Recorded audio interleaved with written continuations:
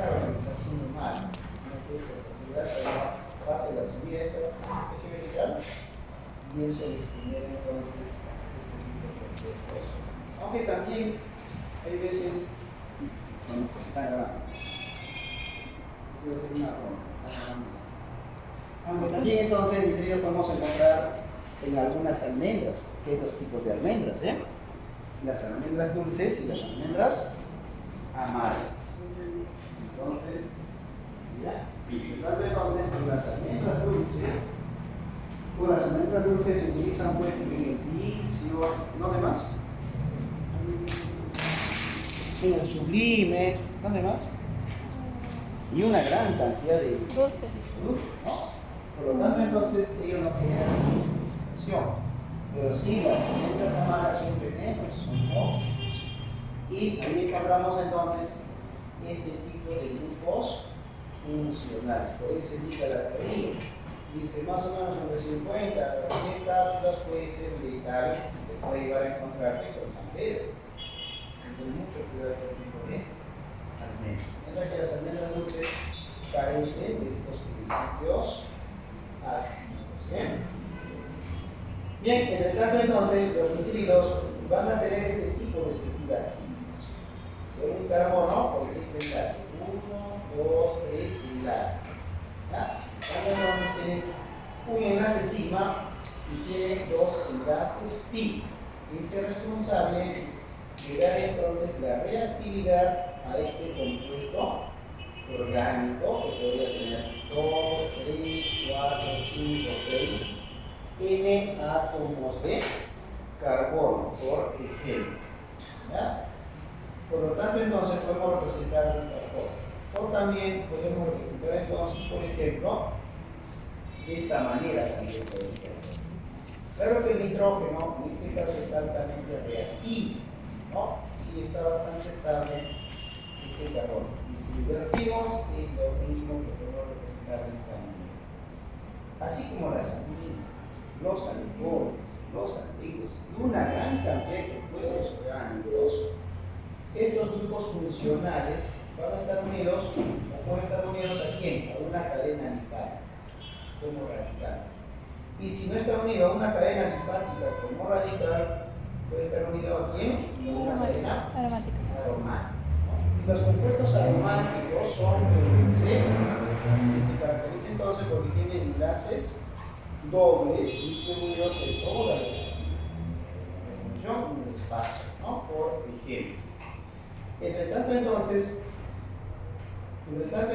si se quita, por ejemplo, este radical y se protona, ¿no? Se obtiene el nombre de ácido cianhídrico.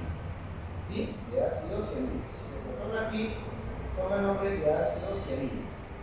Pero si pasa como un radical y pasa a ser un sustituyente, va a tomar el nombre de ciano. Claro que va a pasar a ser un sustituyente frente a los ácidos carboxílicos y todos sus derivados de los ácidos carboxílicos, que son entonces los derivados funcionales de los ácidos carboxílicos. La reactividad de este carbono nitrógeno, que debe ser entonces los nitrilos, son bastante similares a los ácidos carboxílicos. Es más, son precursores de los ácidos carboxílicos. Que mediante una hidrólisis ácida, por ejemplo, los nitrilos, ¿no? Se obtienen entonces los ácidos carboxílicos. Y eso es lo que van a observar cuando van a realizar la obtención de los aminoácidos mediante la síntesis de estrecho, por ejemplo. Entre tanto, entonces, se necesita aquí la presencia de un ácido mineral o ácido sulfúrico para dar origen, ¿no? Mediante la hidrólisis de los ácidos carboxílicos. ¿Por qué digo ello que da origen a los ácidos carboxílicos? Porque gracias a los enlaces pi que tiene, sin ser un carbono carbonílico, es bastante reactivo. ¿Ya? Es bastante reactivo. Que si bien es cierto, son moderadamente tóxicos, pero estos líquidos, aunque no contienen el enlace carbono-oxígeno, se consideran a veces como derivados funcionales de los ácidos carboxílicos. Y de esa forma entonces permite la formación de los ácidos carboxílicos. Así es, mediante entonces una reacción química de hidrólisis, ¿no? Por ejemplo, mediante una reacción química de hidrólisis, ya sea en medio ácido o en medio básico. Cualquiera de los dos catalizadores van a permitir la obtención de los ácidos carboxílicos y también entonces la formación de las sales de amonio que hemos visto ya antes, gracias a la presencia de este nitrógeno. Claro, este nitrógeno si da origen a una amida, las amidas se condensan en un nitrosonio y mediante una serie de reacciones bioquímicas o químicas van a dar origen a la formación de la sanguinización. Existen distintas nomenclaturas. Por lo tanto, entonces bien sencillo aquí, miren, donde tenemos un carbono y nitrógeno, metano, ¿sí? Es como que este carbono se está nombrando dos veces, un metano nitrilo, por ejemplo.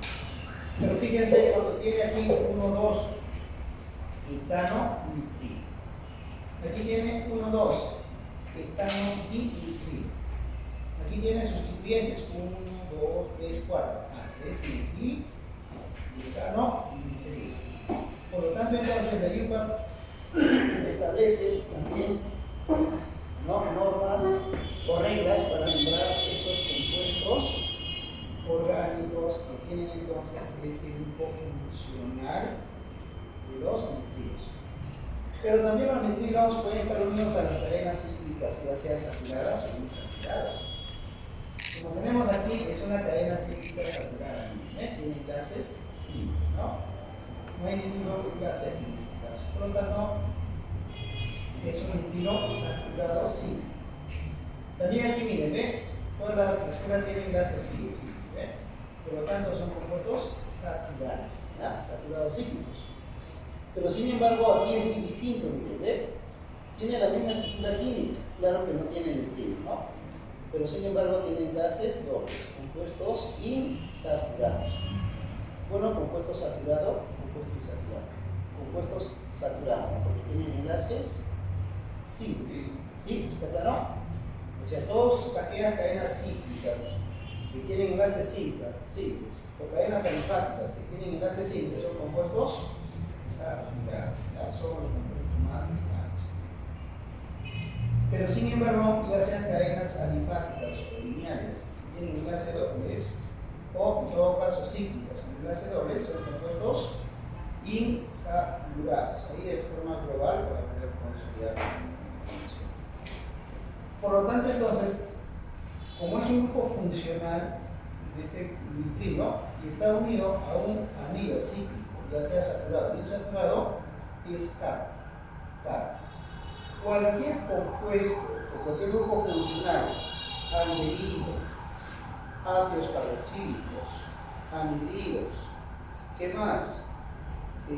Los ésteres, las amidas, etc., cuando está unido a un ciclo es carbo. Y de ahí, dependiendo del grupo funcional, puede ser carbonhidrilo, carboxílico, carbaldehído, etc., ¿no? Carboxamida, carbamidrilo, cualquiera de ellos, ¿no? En todo caso, carbonilo, cualquiera de ellos, dependiendo del grupo de complemento que está. Pero sin embargo, si está unido a un ciclo es carbo. Entre tanto, entonces, hay una regla, en este caso, para poder nombrar ciclo pentano. 1, 2, 3, 4, 5. Ciclo pentano, carbonhidrilo.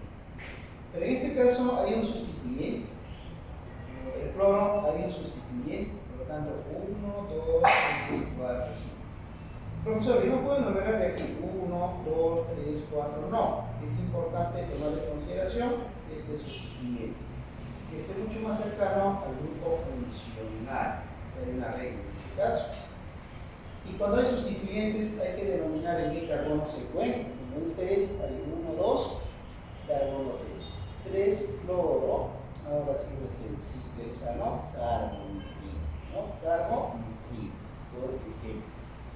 En cambio aquí es mucho más sencillo, chicos. Aquí el benceno carbonídrico, nada más. Pero hay otra forma de nombrar también este compuesto orgánico, el ciclohex 1,3,5 en carbonídrico. En esos casos, ¿qué estamos haciendo? Estamos detallando los enlaces dobles que este carbono se encuentra, 1, 3, 5. Y de ahí su nombre entonces, que no solo puede ser benceno carbonídrico, sino ciclohex 1,3,5 trieno carbonídrico. Trien carbonídrico. Como es un alqueno, es trien. Bien, pero aquí tenemos una acetona. Las cetonas, por ejemplo, las cetonas, ¿no? Se nombran en este caso, cuando es una cadena principal, como cetona principal. Pero cuando vas a hacer un sustituyente y hacer una cadena alifática o una cadena cíclica, se nombra como OX. ¿Sí? ¿Está claro? Se nombra como OX, por ejemplo. ¿Ya? Por lo tanto, aquí tenemos 3 oxo, ciclohexano carbonídrico. Pero aquí tenemos, fíjense, bromo y hidróxido. Es importante el orden alfabético. B, H. Por lo tanto, entonces tenemos en este caso 3 bromos y hidróxido, ciclohexano carbonídrico. Bromo, hidróxido, ciclohexano carbonídrico. Por lo tanto, entonces, de esa forma, vamos a nombrar los grupos funcionales con sus sustituyentes. En el caso del tercero, si tuviera un sustituyente, sería un fenil. Siempre cuando sea sustituyente. Como es un grupo funcional principal, en este caso se nombra como tal. Vas a dar un sustituyente frente a todos los grupos funcionales. Aquí está en una cadena como sustituyente. Aquí en este caso está como cadena principal. Por eso se nombra ¿no? Bien, entonces los nitrilos pasan a ser sustituyentes frente a los ácidos carboxílicos. Y cuando es un sustituyente se le va a nombrar como ciano. Como ciano. Ácido 1, 2, 3, 4, 5. 4 ciano. Pentanol. En estos casos, cuando son ésteres, miren, los ésteres, tenemos 3 ciano, ciclohexano carboxilato de etilo, por ejemplo, ¿no? 3 ciano, ciclohexano carboxilato de etilo. ¿Ven? Cuando pasa a ser un sustituyente frente a quién? A los ésteres, ¿no? Pero puede haber distintos sustituyentes, como en este caso, ¿no? Aquí hay 1, 2. Cuando son distintos, es importante ordenarlos alfabéticamente. A, E, I, O, U, A, B, C, D, etc. ¿No? Ácido 3 bromo, 5 ciano, hexanoide. Ácido por el hidrógeno. ¿Ya? Ácido por el hidrógeno. Ácido 3 ciano, 5 hexano, carboxilano. ¿No? Aquí esta nomenclatura ya la hemos visto ya nosotros. Lo han visto ustedes en sus cursos anteriores. Por lo tanto, pero es importante recordarlo, chicos. No está por demás.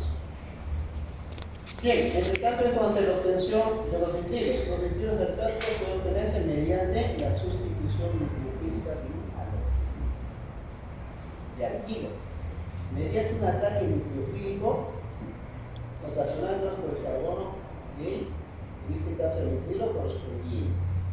¿Me acuerdas entonces de dónde viene el nitrilo, por ejemplo? Por lo tanto, tenemos aquí un haluro de alcanoilo o alquilo. Un haluro de alquilo más una base, como el caso del cianuro de sodio, ¿no? Efectivamente, este halógeno, por la polaridad que tiene, es muy buen grupo saliente. Así es, aquí tiene 1, 2, 3, cada 3 pares de electrones libres. Y un compuesto polar bastante reactivo, muy electronegativo. Y eso hace que este grupo tenga un comportamiento de ser un grupo saliente y facilite la reacción. Pero además de ello, ¿qué tenemos aquí? Tenemos entonces, fíjense, un cianuro de sodio altamente reactivo, gracias a la presencia del enlace pi, que tiene 1, 2 enlaces pi. Y eso favorece la reacción química de ataque nucleofílico. Por lo tanto, entonces, al atacar esta molécula, rompe el enlace y efectivamente va a haber el incremento de átomos de carbono en la cadena. Una forma de obtener un nitrilo, más la obtención o la formación de las sales aloideas, ¿no? Porque los halógenos forman sales con bastante facilidad porque no se encuentran en su estado libre en la naturaleza, ¿no? Por ejemplo. Entonces, uno de los métodos de obtención de los nitrilos. Pero los nitrilos experimentan otras reacciones químicas, ya sea en presencia de ácidos o en presencia de bases. Cuando hay una reacción química catalizada por un ácido, es una reacción química sintética de primer orden, donde ocurren varios eventos. Entre tanto, entonces, para que ocurra esta reacción química, ya sea catalizada por ácidos o por bases, es importante entonces la presencia de calor. ¿Ah? Es importante la presencia de calor. ¿Qué ocurre aquí? Donde ocurre entonces inicialmente, donde el ácido sulfúrico protona a este nitrógeno y por la resonancia se rompe el enlace pi. Al romperse este enlace pi da origen a la formación de un carbocatión, un carbono altamente reactivo, donde hace que este nucleófilo, como el caso del agua, realice un ataque nucleofílico. En ese proceso del ataque nucleofílico se forma un compuesto orgánico intermedio y ocurre entonces una reacción química posterior que es una tautomerización. ¿Qué cosa viene a ser la tautomerización? Es cuando un protón migra de un átomo al otro átomo, es como que saltaría. Eso se denomina la tautomerización, que ocurre, por ejemplo, en algunas reacciones químicas de formación de otros compuestos orgánicos. Que ustedes a realizar, por ejemplo, en algún momento, la tautomerización de las tetraciclinas podemos ocurrir, no necesariamente, porque la clase pasada que vimos, la formación de las aminas, también dos posibilidades: el agua puede deshidratar y protonar, o finalmente ocurre la tautomerización. Y vamos a ver entonces hoy día en la pizarra, de la práctica, por ejemplo, cuando vamos a sintetizar una amina. ¿Ya? Voy a hablar en este caso una reacción química de tautomerización. Vamos a tratar la obtención de aminas a partir de las amidas mediante la reacción química de O. No sé por qué la clase pasará en la pizarra por una canción. ¿No? Ese triangulito. Bien. Por tanto, entonces, el triangulito significa calor. ¿Ya? Es la temperatura.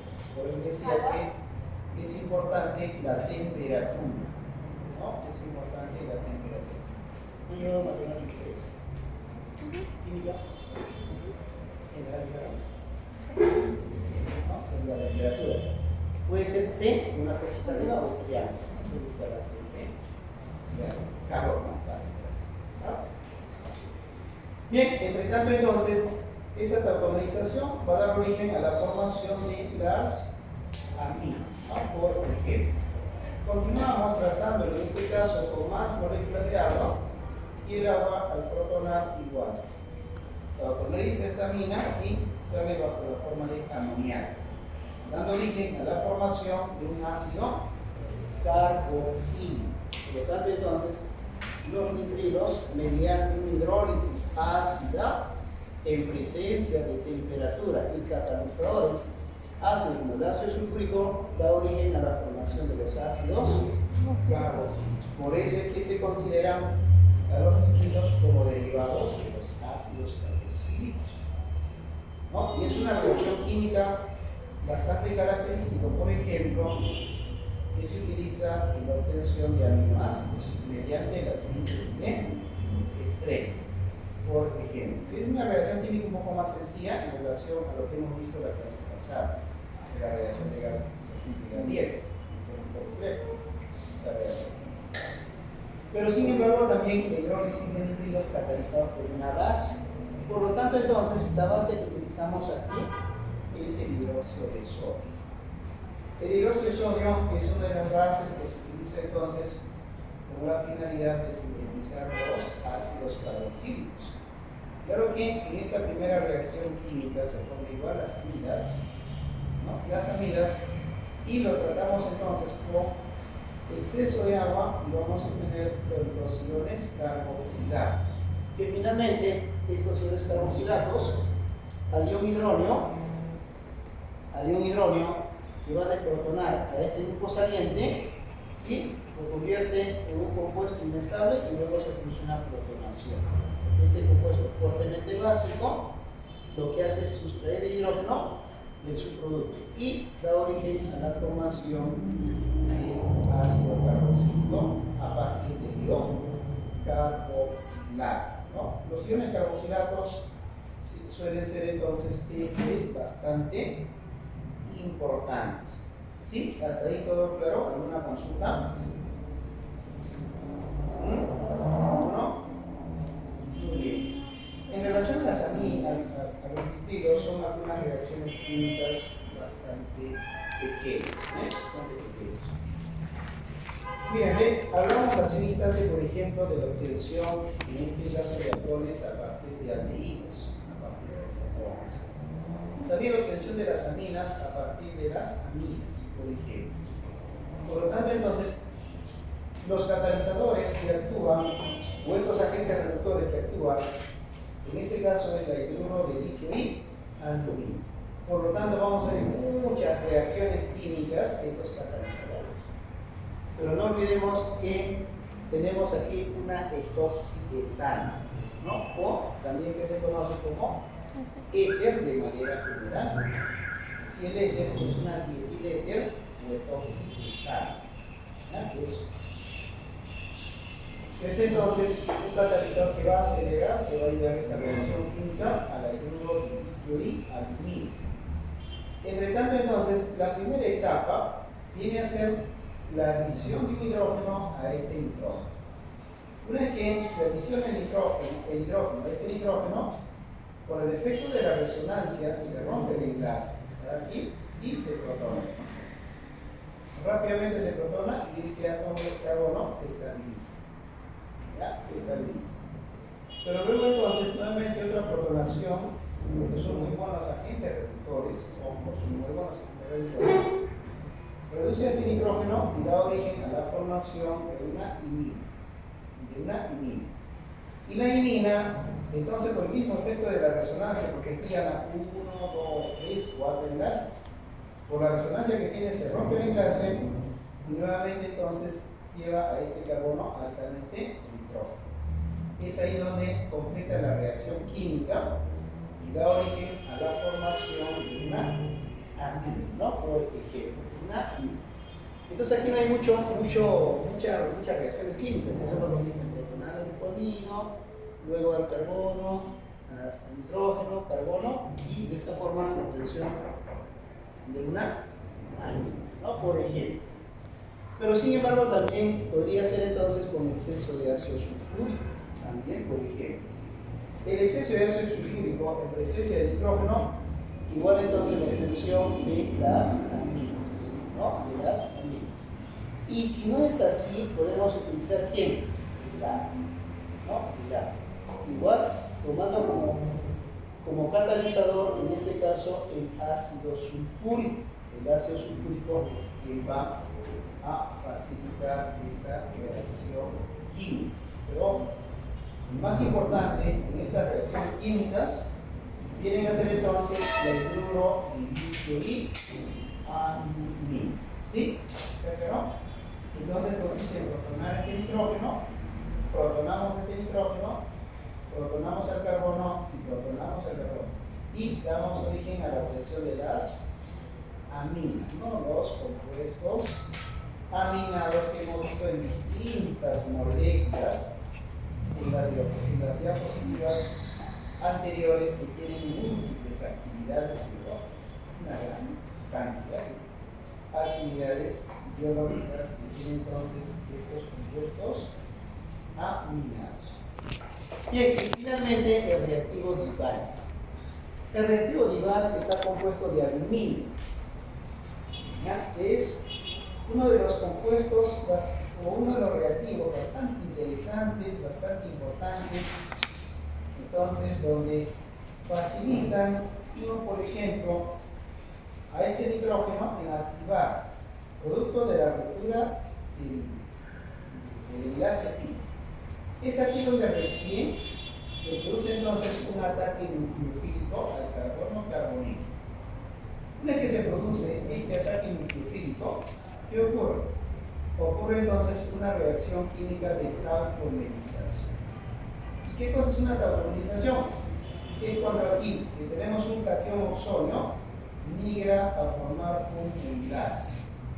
Al formar un enlace va a tener uno, dos enlaces. Y eso hace que prácticamente se rompe el enlace y es ahí donde se produce otra protonación al oxígeno, al carbono. Y al producirse la protonación obliga que se rompa el amoníaco, ¿no? El amoníaco, bajo la forma de NH3, se rompe y da origen a la obtención de un aldehído. ¿Sí? ¿Está claro? Da origen a la formación de un aldehído. Por lo tanto, entonces, es uno de los métodos bastante utilizados para la obtención de los aldehídos. Y los aldehídos tienen una importancia fundamental. Todos los días consumimos aldehídos. Así es. Al momento de ingerir algo dulce, está la glucosa. Entre tanto, entonces, ahí encontramos los aldehídos, las cuales se pueden realizar la obtención mediante una reacción química igual, ¿no?, de reducción de los nitrilos con IVAL, en presencia de éter, o también entonces en presencia con el agua, o también entonces el ácido mineral, por ejemplo el ácido sulfúrico. Bien, entre tanto entonces el más importante es el reactivo IVAL, donde prácticamente participa en toda la reacción química de reducción del nitrilo para dar origen entonces a un aldehído, ¿no? Entonces, eso en la clase de día, estimados alumnos, que teníamos entonces que estar al día.